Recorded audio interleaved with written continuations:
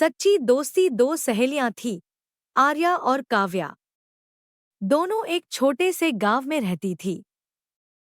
उनकी दोस्ती बचपन से ही ऐसी थी कि कोई भी उन्हें अलग नहीं कर सकता था। दोनों के स्वभाव एक दूसरे से बिल्कुल अलग थे। आर्या शांत, समझदार और जिम्मेदार थी। काव्या हंसमुख, चंचल और थोड़ी लापरवाह। पर यही फर्क उनकी दोस्ती को और भी खास बनाता था। आर्या सुबह जल्दी उठकर अपने काम खत्म करती और स्कूल के लिए तैयार होती।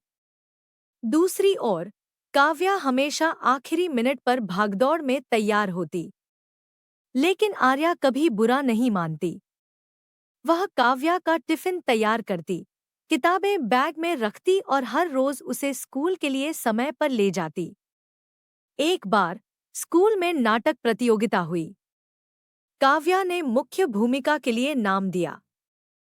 सभी को लगा कि वह इसे अच्छे से निभाएगी। लेकिन समस्या तब हुई जब उसे याद दिलाया गया कि नाटक की तैयारी के लिए उसे बहुत मेहनत करनी पड़ेगी।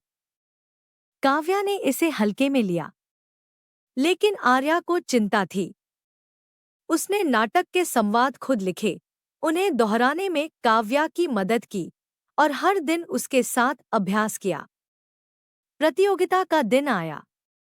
काव्या मंच पर थी, लेकिन अचानक उसने एक संवाद भूल गया। वहां बैठी आर्या ने धीरे से फुसफुसाते हुए संवाद उसे याद दिलाया।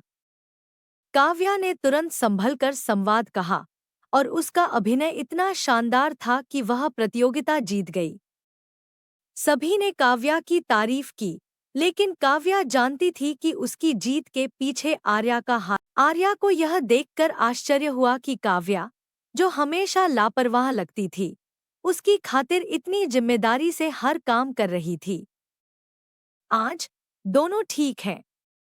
आर्या अब एक शिक्षिका है और काव्या ने अपने गांव में एक छोटा थिएटर ग्रुप शुरू किया है। उनकी दोस्ती वैसी ही अटूट है जैसी बचपन में थी। दोस्ती का यही मतलब होता है, कोई दिखावा नहीं, कोई स्वार्थ नहीं,